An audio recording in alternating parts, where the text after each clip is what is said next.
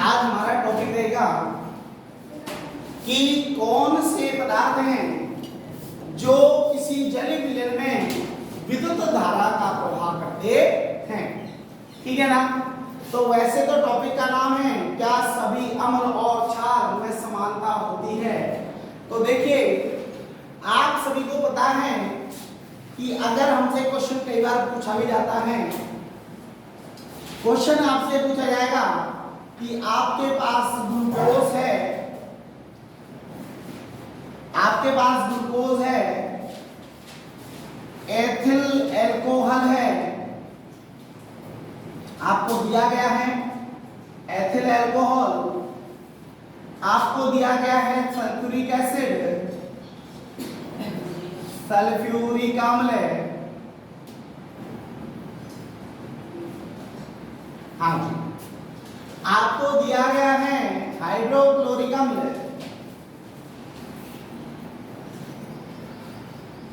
Chloric अम्ल। आपको ये चार पदार्थ दिए गए हैं, तो इनमें से विद्युत धारा कौन से पदार्थ उत्पन्न करेंगे जलीय विलयन में। ये हमारा एक जलीय विलयन है। यहां पर हमने एक बीकर बनाया, इस बीकर में हमने एक कॉर्क लगाई और इस कॉर्क पर हमने दो कीलें लगा दी और इन दोनों कीलों का संबंध ऊपर जाकर हमने एक बैटरी से कर दिया और इस बैटरी से पहले हमने यहां पर एक विद्युत बल्ब लगाना है।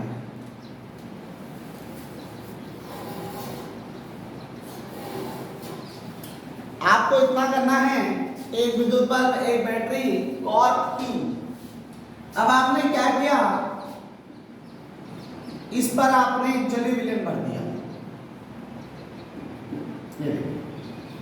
नीचे आपका जलीय विलयन है,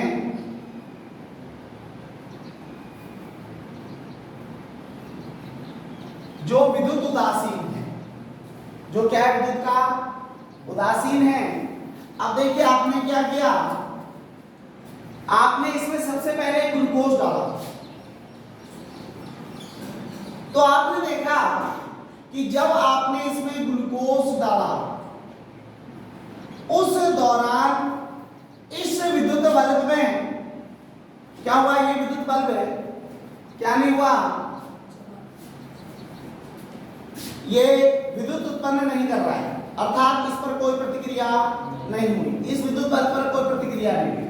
तो इसका मतलब हुआ ग्लूकोज डालने पर विद्युत धारा प्रवाहित नहीं। उसके बाद हमने ग्लूकोज की जगह पर हमने डाला एथिल एल्कोहल, एथिल एल्कोहल, और एथिल एल्कोहल डालने पर भी हमने देखा यहां विद्युत धारा प्रवाहित नहीं। अब दोनों ही, अब मैं आपको बता देता हूं कि जब भी कार्बनिक पदार्थ, जो कार्बनिक पदार्थ होते हैं, कार्बनिक पदार्थ विद्युत का चालन नहीं करते, अर्थात कार्बनिक पदार्थ क्या होते हैं, विद्युत के कुचालक होते हैं। इसका मतलब यह हुआ कि इनमें किसी प्रकार का कोई आयन प्राप्त नहीं होता। याद रखना, जितने भी आयन कार्बनिक पदार्थ होते हैं उनमें किसी भी प्रकार के आयन नहीं होते। अब जब आयन नहीं होंगे तो इसका मतलब है यहां कोई आयन प्राप्त नहीं होगा। और हमने सभी ने एक चीज पढ़ी है कि जब विद्युत धारा उत्पन्न होगी, जब विलयन में या तो आयन होंगे या इलेक्ट्रॉन होंगे, या तो मुक्त आयन होंगे या मुक्त इलेक्ट्रॉन होंगे, उन्हीं के कारण क्या उत्पन्न हो सकती है, विद्युत धारा उत्पन्न हो सकती है। तो हमें ये बात पता है कि जितने भी कार्बन पदार्थ होते हैं किसको छोड़कर है, ग्रेफाइट को छोड़कर। एक ग्रेफाइट ऐसा होता है जो विद्युत का चालन करता है, याद रखना। ग्रेफाइट एक ऐसा पदार्थ है जो विद्युत का क्या करता है, चालन, और जितने भी कार्बनिक पदार्थ हैं वो सब विद्युत के क्या होते हैं, कुचालक। पदार्थ क्या होते हैं विद्युत के कुचालक। किसके लिए कुचालक शब्द? विद्युत धारा के। किसके लिए है? विद्युत धारा के। यानी कार्बनिक पदार्थों में विद्युत धारा प्रवाहित नहीं होती, किसको छोड़कर? ग्रेफाइट को छोड़कर। अब यहाँ पर हम सल्फ्यूरिक अम्ल का उपयोग करें तो आप देखेंगे कि जब हम इसमें सल्फ्यूरिक अम्ल डालते हैं H2SO4, तो आपको पता है कि जो H2SO4 होता है वह H+ और HSO4- में क्या हो जाता है? टूट जाता है। ठीक है जी। अब देखिए यहाँ आयन प्राप्त हो रहे हैं, H+ का आयन और HSO4- आयन। आयन प्राप्त होंगे तो विद्युत धारा बहेगी, अर्थात बल्ब जल उठता है। बल्ब क्या होता है? जले उठता है। ऐसे ही हाइड्रोक्लोरिक अम्ल डाला हमने HCl, तो किसमें टूट गया? H+ Cl-। तो इसका मतलब यहाँ भी विद्युत धारा उत्पन्न होगी। तो कहने का मतलब है विद्युत धारा तभी विलयन में उत्पन्न होती है जब क्या होता है? आयन उत्पन्न होते हैं। विलयन में क्या उत्पन्न होते हैं? आयन। और जब आयन उत्पन्न होंगे जब विद्युत धारा उत्पन्न होगी। जितने भी कार्बनिक पदार्थ होते हैं सभी विद्युत के क्या होते हैं? कुचालक होते हैं। क्या होते हैं? कुचालक। ठीक है ना? हाँ। तो कार्बनिक पदार्थ विद्युत के कुचालक होते हैं, किसको छोड़कर? और ग्रेफाइट को छोड़कर, क्योंकि ग्रेफाइट एक सुचालक होता है। ठीक है। अगला जो आपका क्वेश्चन है वो रहेगा जलीय विलयन में अम्ल या क्षार का क्या होता है? जलीय विलयन में अम्ल या क्षार का क्या होता है? देखिए तो जलीय विलयन में अम्ल या क्षार का क्या होता है? ध्यान से सुनिएगा। आप सभी को पता है आरएनएस की एक थ्योरी है और आरएनएस की थ्योरी ये कहती है कि यदि हम किसी जल में अम्ल को डालेंगे, किसको डालेंगे? अम्ल को, तो वह H+ आयन देता है। क्या देता है? H+ ion. ये किसकी थ्योरी है? आरएनएस की थ्योरी है। और आरएनएस कहता है कि जब भी अम्ल को जल में डालेंगे तो वह क्या देता है? H+ आयन देता है। और यदि क्षार को डालेंगे तो वह OH- आयन देता है। क्या देता है? OH- आयन देता है। देखिए जैसा कि अभी हमने बताया था कि जब अम्ल जल में H+ आयन देता है, यह भी ध्यान रखना।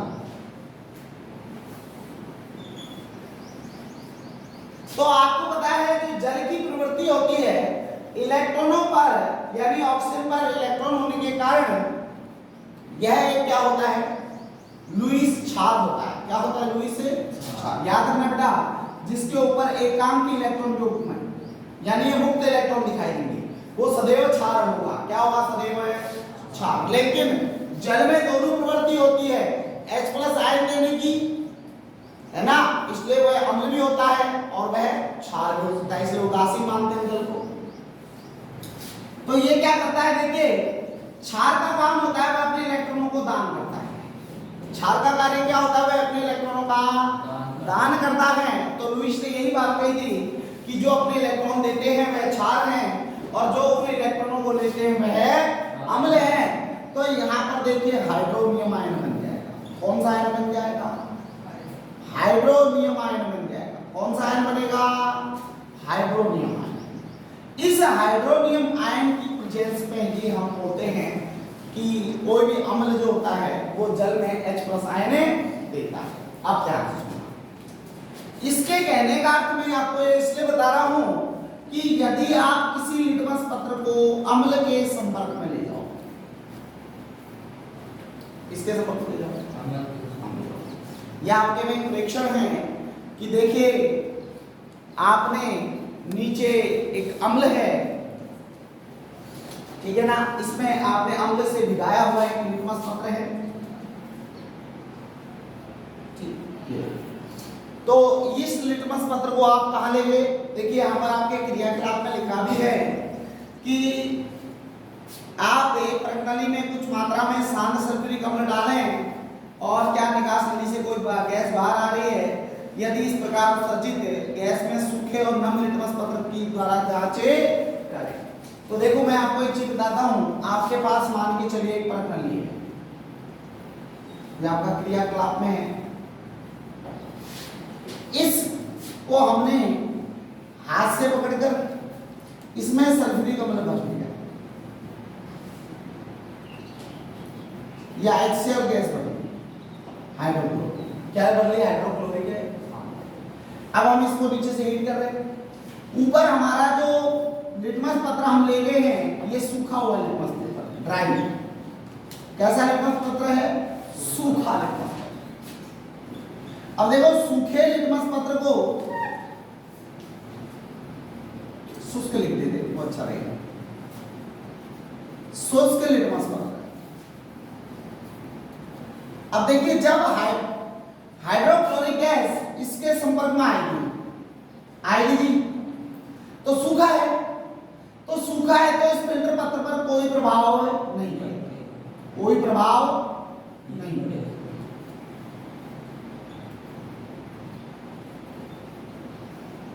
क्यों? क्योंकि अभी पढ़ा था हमने कि जल में ही क्या होते हैं? अम्ल H+ आयन त्यागते और हाइड्रोनियम का निर्माण करते हैं। तो जब हमारा लिटमस पत्र ही शुष्क है, लिटमस पत्र कैसा है? शुष्क है, तो शुष्क है तो आने वाली जो HCl गैस है वो इस पर कोई प्रतिक्रिया नहीं करेगी। यस या नो? अगर हमने अब देखिए इसी लिटमस पत्र को क्या किया? भिगा लिया। अब बात कर रहे हैं हम इसी लिटमस पत्र को हमने क्या किया? पानी में हल्का सा भिगा लिया, यानी नम कर दिया। क्या कर दिया? नम जानते हो, पानी में भिगाने के बाद लिटमस पत्र हल्का नमीदार हो जाता है। कैसा हो जाता है? नमीदार। तो ये जो हमारा था ये है नम लिटमस पत्र, नम लिटमस पत्र। देखिए जब नम लिटमस पत्र को हम लाए किसके संपर्क में? HCl गैस के संपर्क में। किसके संपर्क में?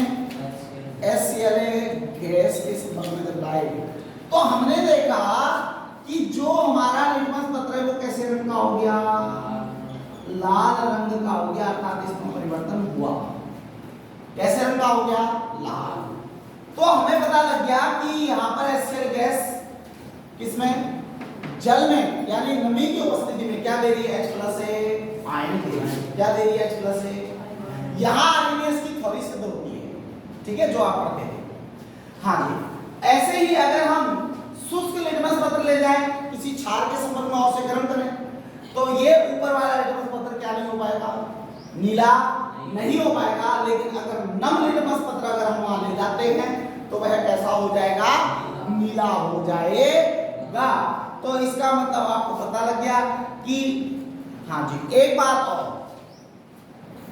आपको कई बार इसके बारे में पूछ लिया जाता है कि अगर आपको किसी भी पदार्थ को शुष्क करना है ना, या किसी परत नली को या अपने किसी भी प्रायोगिक एपरेटस को, ठीक है ना, यानी प्रैक्टिकल एपरेटस को आपको क्या करना है? शुष्क करना है, उसमें किसी प्रकार की कोई नमी न रहे, ठीक है। तो उसके लिए आप क्या करोगे? किस पदार्थ का उपयोग करेंगे? कई बार प्रश्न पूछ सकता है कि भाई आपके पास मान के चलिए कोई भी एपरेटस है ना, जो आपके प्रयोगशाला में काम कर रहा है, आप उसके अंदर से नमी हटाना चाहते हैं, तो किस पदार्थ का उपयोग करेंगे? तो नमी को हटाने के लिए तो याद रखना इसको हम अवशोषक कह सकते हैं। क्या कह सकते हैं? अवशोषक। अवशोषक का कार्य होता है नमी को हटाना। यहां अवशोषक के रूप में, इसके रूप में, अवशोषक के रूप में कैल्शियम क्लोराइड का उपयोग होता है। किसका उपयोग होता है? कैल्शियम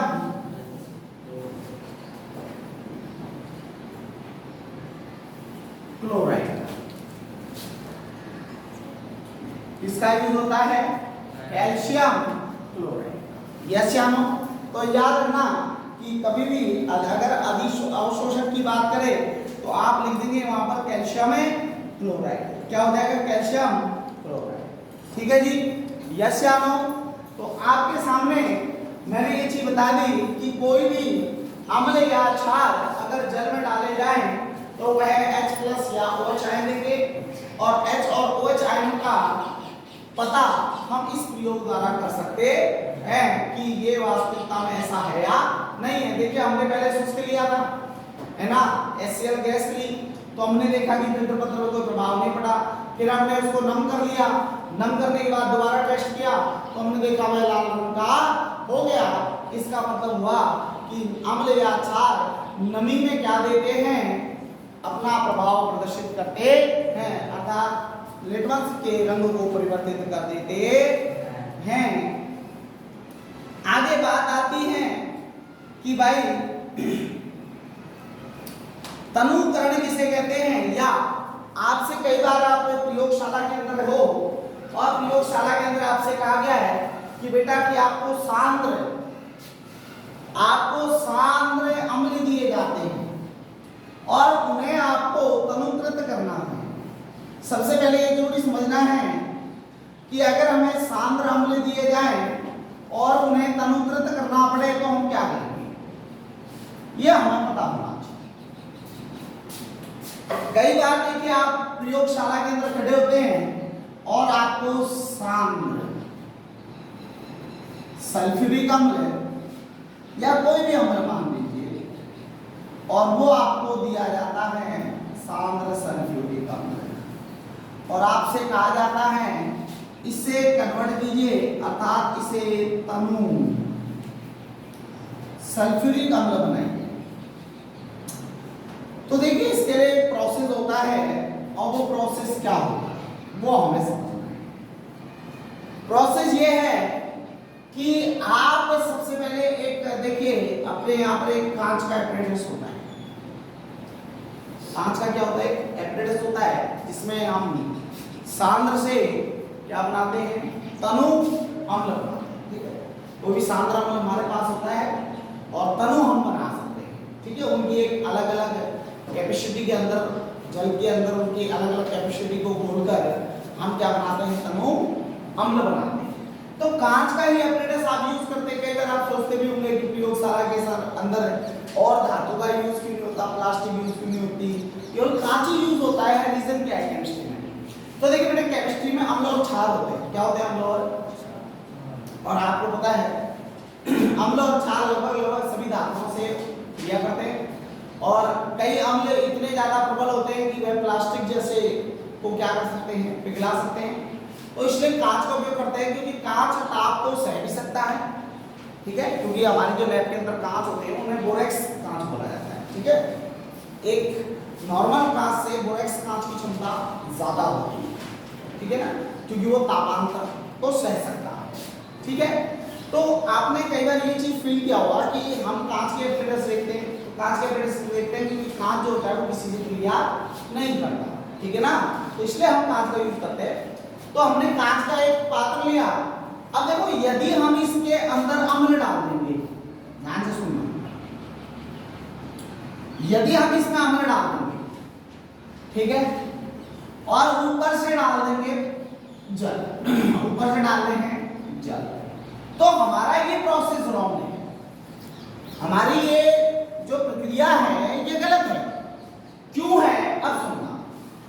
आप सभी को पता है कि जो हमारा अम्ल होता है, मैंने आपको बताया था, जिस भी अभिक्रिया में अम्ल का उपयोग होता है वह ऊष्माक्षेपी होती है। बताया, इसका मतलब क्या हुआ कि जैसे ही आप इसमें जल डालोगे तो जल की क्वांटिटी है, यहां अम्ल की क्वांटिटी ज्यादा और जल की क्वांटिटी कम।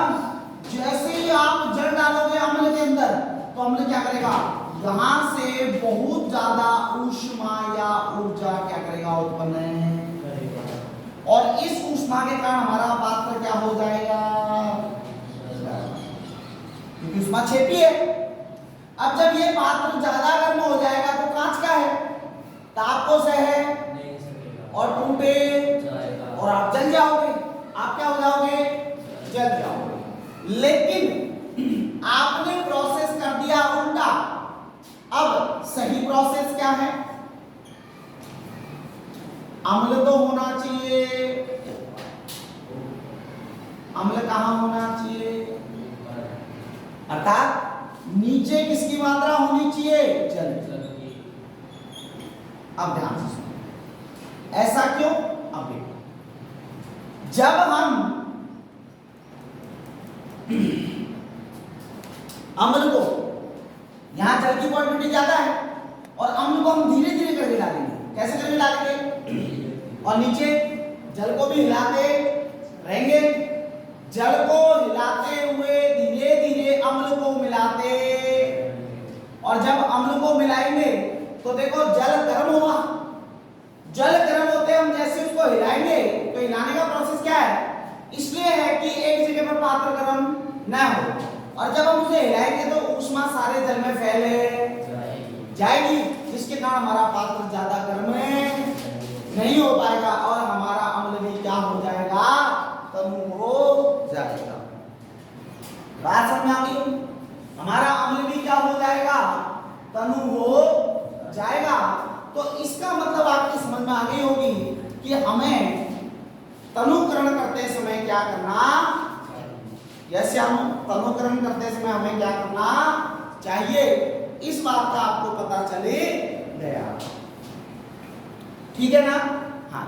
अब तनुकरण किसे कहते हैं?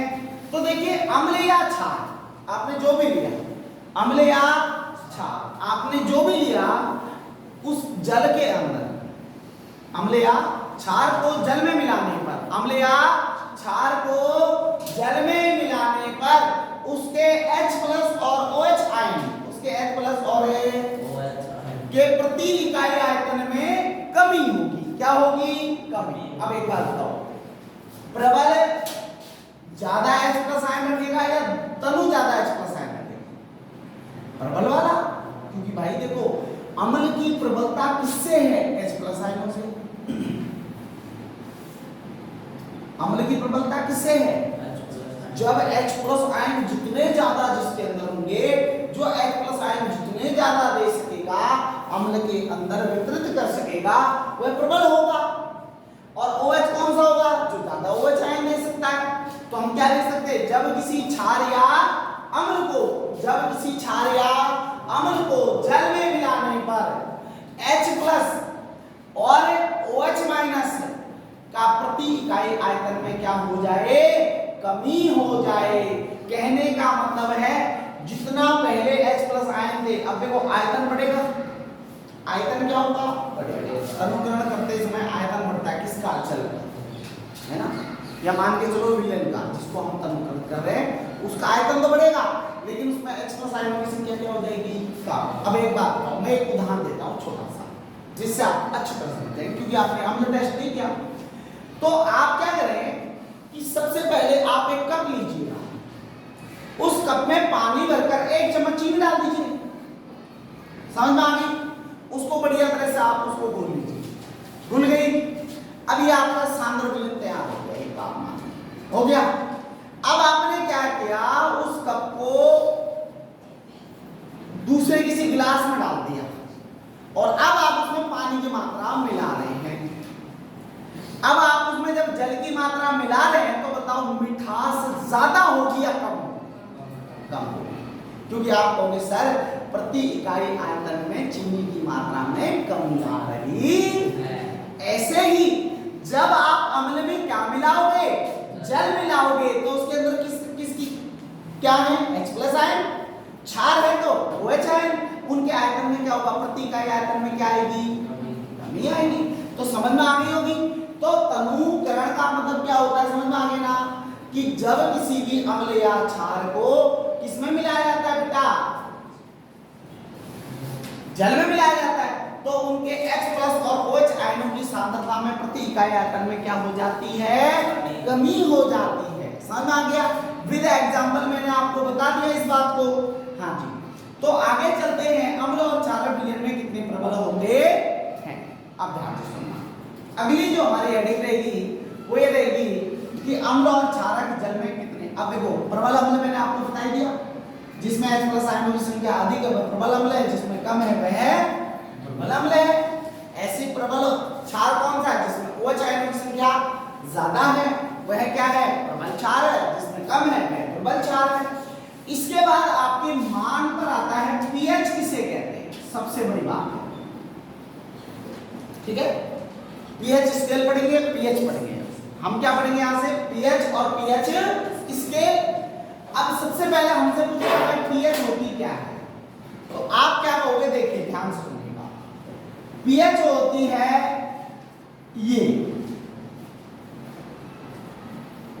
ये पीएच का सूत्र होता है। ये किसका सूत्र होता है? पीएच का मतलब क्या होता है?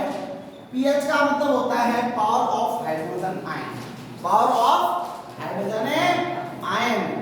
क्योंकि यहां पर देखो H तो प्रेजेंट करता है हाइड्रोजन आयनों को, किसको? हाइड्रोजन आयनों की सांद्रता, किसकी सांद्रता को? हाइड्रोजन आयनों की सांद्रता को। कौन? H। और P किसको प्रेजेंट करता है? उसकी शक्ति को। किसको? क्योंकि P का मतलब होता है जर्मन भाषा का शब्द। किस भाषा का शब्द है? ये शब्द किस भाषा का है? जर्मन भाषा का। कौन? P। और P जर्मन भाषा में क्या है? पुशांस। क्या है? और पुशांस जर्मन भाषा में किसको कहते हैं? हिंदी अर्थ क्या होगा? शक्ति। हिंदी अर्थ क्या होगा इसका? शक्ति। तो कई बार ये बात पूछी जाती है ना, कि पीएच में जो पी है वो किस भाषा का शब्द है? तो जर्मन भाषा का है। जर्मन भाषा के शब्द किससे उत्पत्ति हुई है? पी की पुशांस से। और पुशांस का मतलब क्या होता है? हिंदी अर्थ शक्ति होता है। क्या होता है? शक्ति होता है। H क्या है? हाइड्रोजन आयनों की सांद्रता। अब परिभाषा देखो कैसे। ये जो ब्रैकेट आपको दिख रहा है, ये ब्रैकेट जो होता है ये सांद्रता को प्रेजेंट करता है। या मोलर सांद्रता कह दो या सांद्रता कह दो, ठीक है? सांद्रता कह दो या मोलर सांद्रता कह दो। तो आप क्या लिखोगे? हाइड्रोजन आयनों की, है ना, हाइड्रोजन आयनों की, वहां भी लिखा है मैंने हाइड्रोजन आयनों की, हाइड्रोजन आयनों की सांद्रता के लघुगणक। लघु को क्या बोलते बेटा? लघुगणक। कैसा लघुगणक है? ऋणात्मक। कैसा है? ऋणात्मक। तो यहां पर ये बात तो लिख देना, ऋणात्मक लघुगणक मान। ऋणात्मक लघुगणक मान को